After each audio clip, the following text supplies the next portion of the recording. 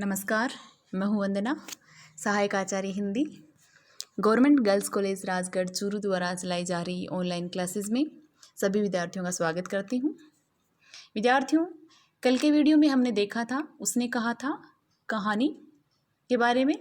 उसने कहा था कहानी का ही अगला भाग हम आज पढ़ने जा रहे हैं। तो बी पार्ट प्रथम वर्ष की कक्षा से संबंधित उसने कहा था कहानी आज हम पढ़ रहे हैं। तो चलिए देखते हैं।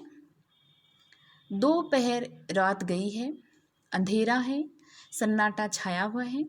बोधा सिंह खाली बिस्किटों के 3 टीनों पर अपने दोनों कंबल बिछाकर और लहना सिंह के 2 कंबल और एक बरान कोट ओढ़कर सो रहा है। लहना सिंह पहरे पर खड़ा हुआ है, एक आंख खाई के मुंह पर है और एक बोधा सिंह के दुबले शरीर पर। बोधा सिंह कर रहा, क्यों बोधा भाई, क्या है ऐसा? लहना सिंह उससे पूछता है तो बोधा कहता है पानी पिला दो। लहना सिंह ने कटोरा उसके मुंह से लगाकर पूछा, कहो कैसे हो? पानी पीकर बोधा बोला, कंपनी छूट रही है, रोम रोम में तार दौड़ रहे हैं, दांत बज रहे हैं। तो वह कहता है अच्छा मेरी जर्सी, यानी उसकी गर्म जो ऊपर का पहनने का कपड़ा है वह उसे देता है। तो वह कहता है और तुम? मेरे पास सिगड़ी है और मुझे गर्मी लगती है, मुझे पसीना आ रहा है। ना, मैं नहीं पहनता, 4 दिन से तुम मेरे लिए, यानी लहना सिंह पिछले 4 दिन से बोधा सिंह के स्वास्थ्य का अच्छे से ध्यान रख रहा था। हाँ याद आई, मेरे पास दूसरी गर्म जर्सी है, आज सवेरे ही आई है, विलायत से बुन बुन कर भेज रही है मैमे, गुरु उनका भला करे। यूँ कहकर लहना अपना कोट उतारकर जर्सी उतारने लगा। सच कहते हो? तो वह कहता और नहीं, क्या झूठ बोल रहा हूँ? यूँ कहकर नहीं करते बोधा को उसने ज़बरदस्ती जर्सी पहना दी और आप खाकी कोट और जीन का कुर्ता भर पहनकर पहरे पर आ खड़ा हुआ। मैम की जर्सी की कथा केवल कथा ही थी, यानी लहना सिंह ने बोधा सिंह को सिर्फ झूठ कहा था, जिसकी वजह से वह उसकी जर्सी पहन ले। आधा घंटा बीता, इतने में खाई के मुँह से आवाज़ आई, सूबेदार हजारा सिंह। कौन? लपटन साहब। हुक्म हुजूर, कहकर सूबेदार तन कर फौजी सलाम करके सामने हुआ। देखो इसी समय धावा करना होगा। मील भर की दूरी पर पूरब के कोने में एक जर्मन खाई है, उसमें 50 से ज़्यादा जर्मन नहीं है। इन पेड़ों के नीचे नीचे 2 खेत काट कर रास्ता है, 3-4 घुमाव हैं, जहाँ मोड़ है वहाँ 15 जवान खड़े कर आया हूँ।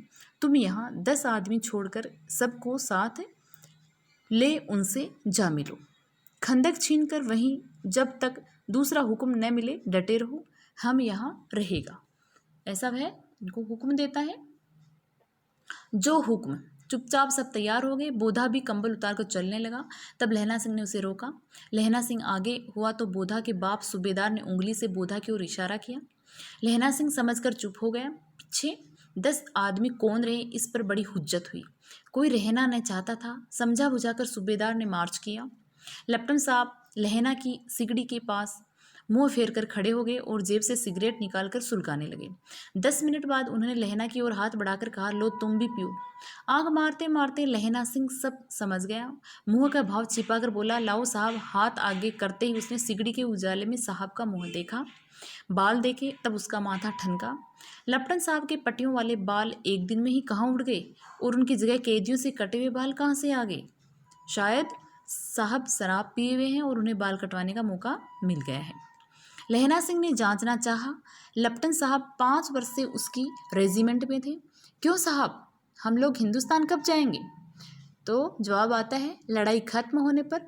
क्यों, क्या यह देश पसंद नहीं? नहीं साहब, शिकार के वे मज़े यहाँ कहाँ। याद है पार साल नकली लड़ाई के पीछे आप जगाधरी जिले में शिकार करने गए थे। हाँ हाँ वही, जब आप खोते पर सवार थे और आपका खानसामा अब्दुल्ला रास्ते के एक मंदिर में जल चढ़ाने को रह गया था। बेशक बाजी कहीं का।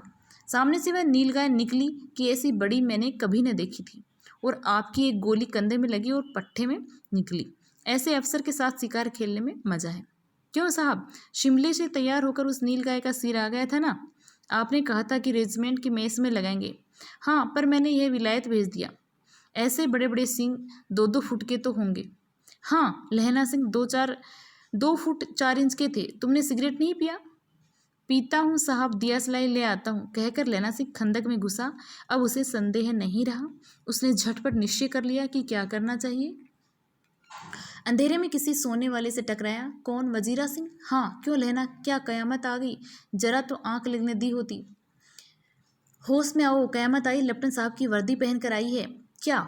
लेफ्टिनेंट साहब या तो मारे गए हैं या कैद हो गए हैं। उनकी वर्दी पहनकर यहाँ कोई जर्मन आया है। सूबेदार ने इसका मुँह है नहीं देखा, मैंने देखा और बातें की हैं। सोहरा साफ उर्दू बोलता है, पर किताबी उर्दू, और मुझे पीने को सिगरेट दिया है। तो अब मारे गए, धोखा है, उधर उन पर खुले में धावा होगा। सूबेदार हो रहा कीचड़ में चक्कर काटते फिरेंगे और यहाँ खाई पर धावा होगा। उठो, एक काम करो, पलटन के पैरों के निशान देखते देखते दौड़ जाओ, अभी बहुत दूर न गए होंगे। सूबेदार से कहो एकदम लौट आए, खंदक की बात झूठ है। चले जाओ, खंदक के पीछे से निकल जाओ, पत्ता तक न खड़के, देर मत करो। हुक्म तो यही है कि यही ऐसी तैसी हुक्म की। मेरा हुक्म जमादार लहना सिंह, जो इस वक्त ये यहाँ सबसे बड़ा अफसर है, उसका हुक्म है। मैं लेफ्टिनेंट साहब की खबर लेता हूँ, पर यहाँ तो तुम 8 ही हो। 8 नहीं, 10 लाख। एक एक अकालिया सिख 1.25 लाख के बराबर होता है। चले जाओ। लौटकर खाई के मुहाने पर लहना सिंह दीवार से चिपक गया। उसने देखा कि लेफ्टिनेंट साहब ने जेब से बेल के बराबर 3 गोले निकाले, तीनों को जगह जगह खंदक की दीवारों में घुसेड़ दिया और तीनों में एक तार सा बांध दिया। तार के आगे सूत की एक गुत्थी थी, जिसे सिगड़ी के पास रखा। बाहर की तरफ जाकर एक दिया सलाई जलाकर गुत्थी पर रखने, बिजली की तरह दोनों हाथों से उल्टी बंदूक को उठाकर लहना सिंह ने साहब की कोहनी पर तान कर दे मारा। धमाके के साथ साहब के हाथ से दिया सलाई गिर पड़ी। लहना सिंह ने एक कुंदा साहब की गर्दन पर मारा और साहब आंख, ओह माय गॉड कहते हुए चित हो गए। लहना सिंह ने 3 गोले बीन कर खंदक के बाहर फेंके और साहब को घसीट कर सिगड़ी के पास लिटाया। जेबों की तलाशी ली, 3-4 लिफाफे और एक डायरी निकालकर उन्हें अपनी जेब के हवाले किया। साहब की मूर्छा हटी। लहना सिंह हंसकर बोला, क्यों लेफ्टिनेंट साहब, मिजाज कैसा है? आज मैंने बहुत बातें सीखी। यह सीखा कि 6 ग्रेट पीते हैं। यह सीखा कि जगाधरी के ज़िले में नील गायें होती हैं और उनके 2 फुट 4 इंच के सींग होते हैं। यह सीखा कि मुसलमान खानसामा मूर्तियों पर जल चढ़ाते हैं और लट्टन साहब खोते पर चढ़ते हैं। पर यह तो कहो, ऐसी साफ उर्दू कहाँ से सीखा है? हमारे लेफ्टिनेंट साहब तो बिन डैम के 5 लफ्ज़ भी नहीं बोला करते थे। लहना ने पतलून के जेबों की तलाशी नहीं ली थी। साहब ने मानो जाड़े से बचने के लिए दोनों हाथ जेबों में डाले। लहना सिंह कहता गया, चालाक तो बड़े हो, पर मांझे का लहना इतना बरस लेफ्टिनेंट साहब के साथ रहा है। उसे चकमा देने के लिए 4 आंखें चाहिए। 3 महीने हुए एक तुर्की मौलवी मेरे गांव आया था। औरतों के बच्चे होने की ताबीज़ बांटता था और बच्चों को दवाई देता था। चौधरी के बड़ के नीचे मंजा बिछाकर हुक्का पीता रहता और कहता था कि जर्मनी वाले बड़े पंडित हैं, वेद पढ़ पढ़ कर उनमें से विमान चलाने की विद्या जान गए हैं। गो को नहीं मारते, हिंदुस्तान में आ जाएंगे तो गो हत्या बंद कर देंगे। मंडी की बनियों को बहकाता कि डाकखाने से रुपया निकाल लो, सरकार का राज्य जाने वाला है। डाक बाबू पोलू राम भी डर गया था। मैंने मुल्ला जी की दाढ़ी मोड़ दी थी और गांव से बाहर निकलकर कहा था कि जो मेरे गांव में अब पैर रखा तो साहब की जेब में से पिस्तौल चला और लहना की जांघ में गोली लगी। इधर लहना की हेनरी मार्टिन के 2 फायरों ने साहब की कपाल क्रिया कर दी। धड़ाका सुनकर सब दौड़ आए। बोधा चिल्लाया, क्या है? लहना सिंह ने उसे यह कहकर सुला दिया कि एक हड़का हुआ कुत्ता आया था, मार दिया गया, और से सब हाल कह दिया। सब बंदूकें लेकर तैयार हो गए। लहना ने साफा फाड़कर घाव के दोनों तरफ पट्टियां कसकर बांधी। घाव मांस में ही था। पट्टियों के कसने से लहू निकलना बंद हो गया। इतने में 70 जर्मन चिल्लाकर खाई में घुस पड़े। सिखों की बंदूकों की बाढ़ ने पहले धावे को रोका, दूसरे को रोका, पर यहाँ थे 8। लहना सिंह तक कर मार रहा था। वह खड़ा था और लेटे हुए था, और वे 70 अपने मुर्दा भाइयों के शरीर पर चढ़कर जर्मन आगे घुसे आते थे। थोड़े से मिनटों में अचानक आवाज़ आई, वाह गुरुजी की फतेह, वाह गुरुजी का खालसा, और धड़ाधड़ बंदूकों के फायर जर्मनों की फीट पर पड़ने लगे। ऐन मौके पर जर्मन 2 चक्की के पाटों के बीच में आ गए। पीछे से सूबेदार हजारा सिंह के जवान आग बरसाते थे और सामने लहना सिंह के साथियों के संगीन चल रहे थे। पास आने पर पीछे वालों ने भी संगीन पिरोना शुरू कर दिया।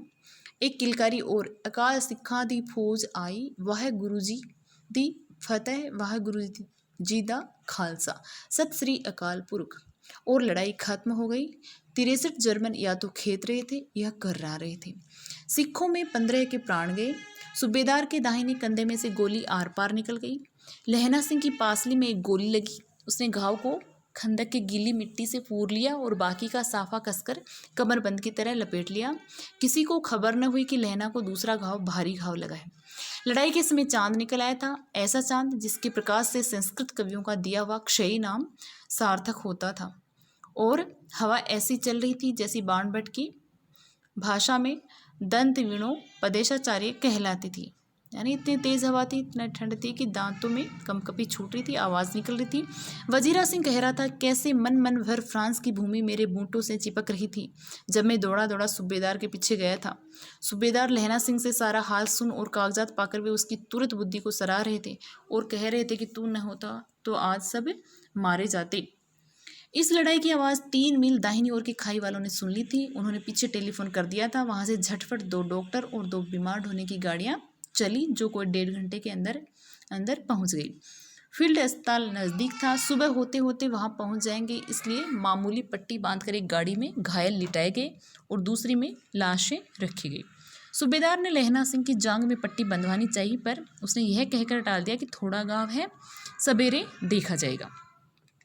बोधा सिंह ज्वर में बर्रा रहा था, वह गाड़ी में लिटाया गया। लहना को छोड़कर सूबेदार जाते नहीं थे। यह देख लहना ने कहा, तुम्हें बोधा की कसम है, और सूबेदार ने जी की सौगंध है, जो इस गाड़ी में न चले जाओ, और तुम मेरे लिए वहाँ पहुँचकर गाड़ी भेज देना, और जर्मन मुर्दों के लिए भी तो गाड़ियाँ आती होंगी। मेरा हाल बुरा नहीं है, देखते नहीं मैं खड़ा हूँ, वजीरा सिंह मेरे पास ही है। अच्छा, पर बोधा गाड़ी पर लेट गया, भला आप भी चढ़ जाओ। सुनिए तो, सूबेदार ने होरा को चिट्ठी लिखो तो मेरा मत्था टेकना लिख देना, और जब घर जाओ तो कह देना कि मुझसे जो उसने कहा था वह मैंने कर दिया। गाड़ियाँ चल पड़ी थी। सूबेदार ने चढ़ते चढ़ते लहना का हाथ पकड़ लिया, पकड़कर कहा, तैने मेरे और बोधा के प्राण बचाए हैं, लिखना कैसा, साथ ही घर चलेंगे। अपनी सूबेदारनी को तू ही कह देना उसने क्या कहा था। अब आप गाड़ी पर चढ़ जाओ, मैंने जो कहा वह लिख देना और कह भी देना। गाड़ी के जाते लहना लेट गया और वजीरा, पानी पिला दे, मेरा कमरबंद खोल दे, तर हो रहा है, ऐसा लहना सिंह वजीरा से कहता है। इसके उसने कहा था, कहानी के आगे का जो भाग है वो हम कल के वीडियो में देखेंगे। आज के लिए इतना ही, धन्यवाद।